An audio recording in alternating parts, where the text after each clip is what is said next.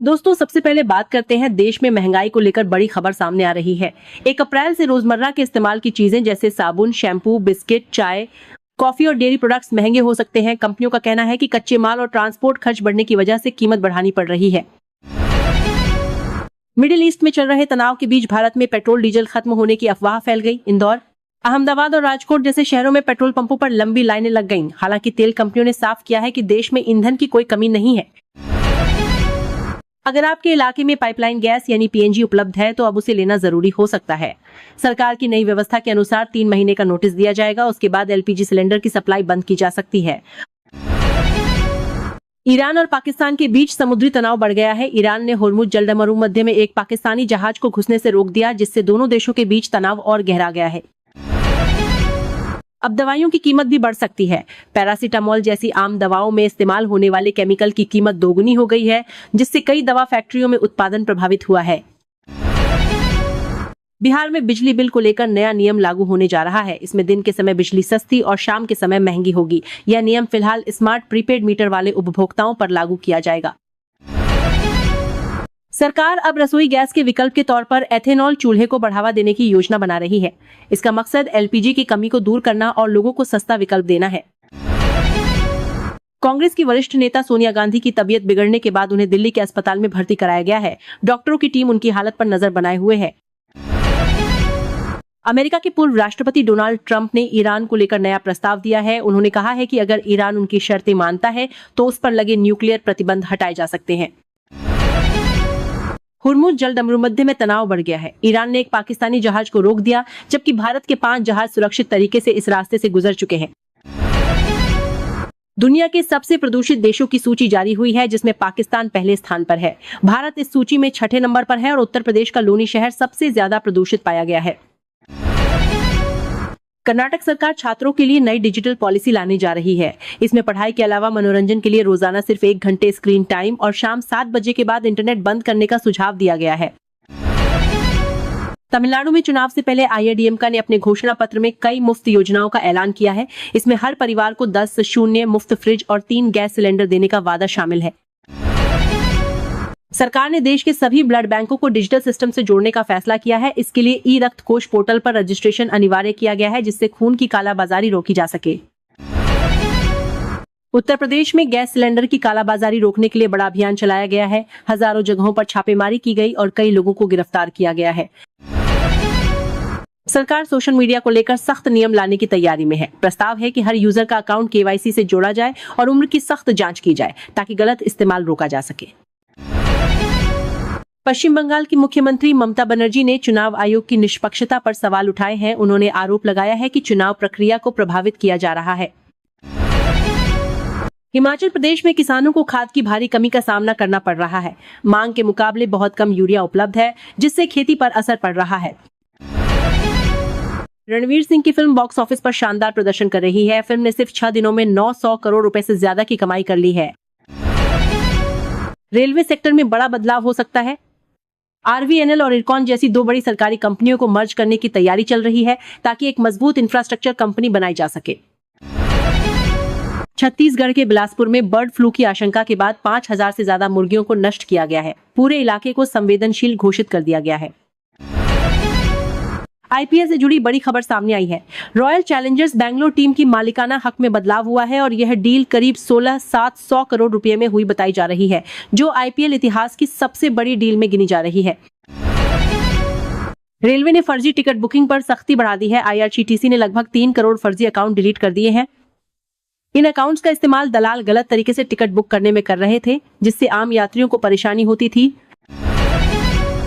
Congress party को दिल्ली में बड़ा झटका लगा है। सरकारी एस्टेट विभाग ने पार्टी को नोटिस भेजकर 28 मार्च तक दफ्तर खाली करने को कहा है। इस मामले को लेकर अब कोर्ट जाने की भी तैयारी बताई जा रही है।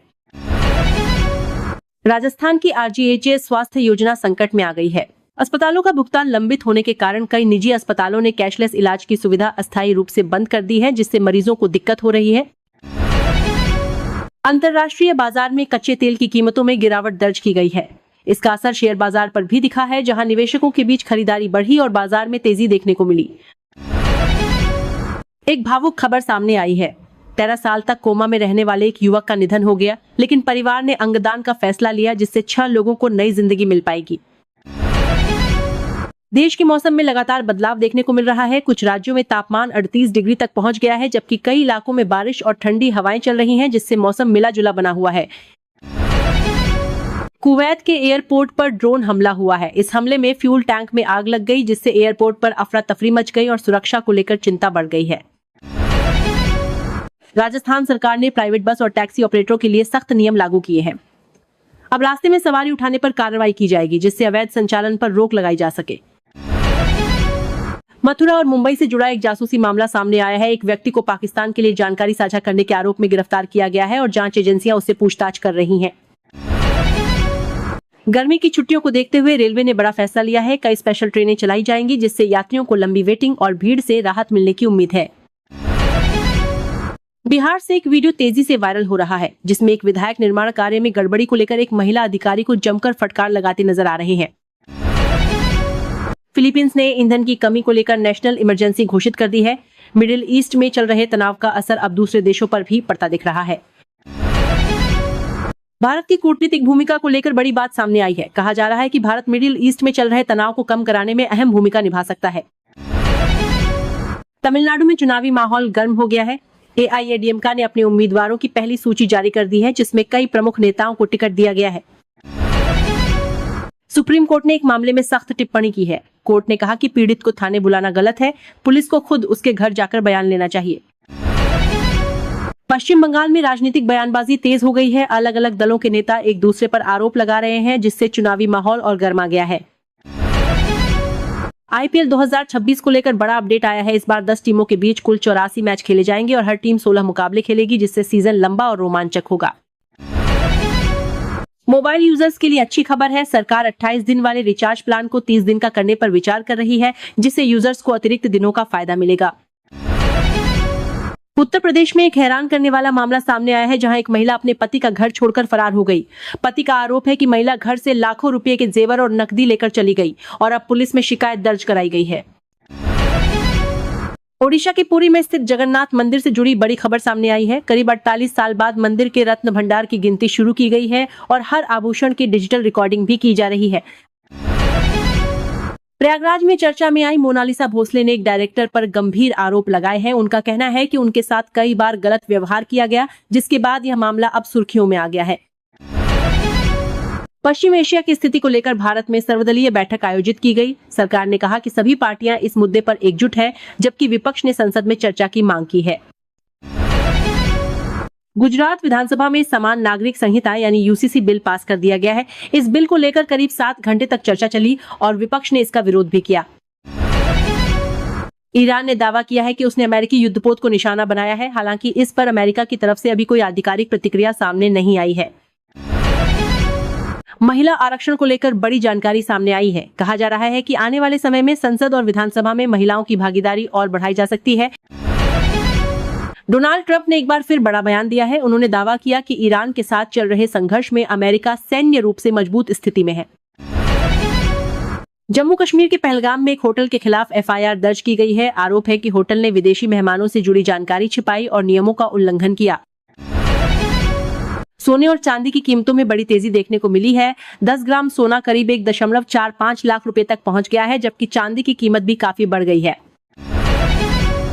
गैस सिलेंडर बुकिंग को लेकर लोगों में भ्रम फैल रहा था। सरकार ने साफ किया है कि नियमों में कोई बदलाव नहीं हुआ है और तय समय के बाद ही दूसरा सिलेंडर बुक किया जा सकता है। सरकार सस्ते घर उपलब्ध कराने के लिए नई स्कीम ला रही है। डीडीए की योजना के तहत फ्लैट्स पर करीब 25% तक की छूट दी जा रही है, जिससे आम लोगों को राहत मिलेगी। दिल्ली मेरठ एक्सप्रेसवे पर सफर करना अब महंगा हो सकता है।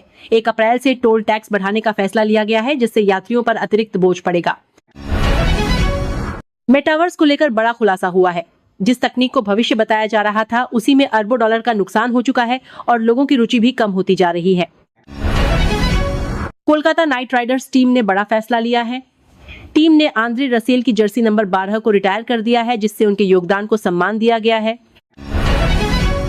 आईपीएल में इस बार नया नियम लागू किया गया है। कप्तानों को मैच के दौरान गेंद बदलने का विकल्प दिया जाएगा, लेकिन यह नियम सिर्फ शाम के मैचों में लागू होगा।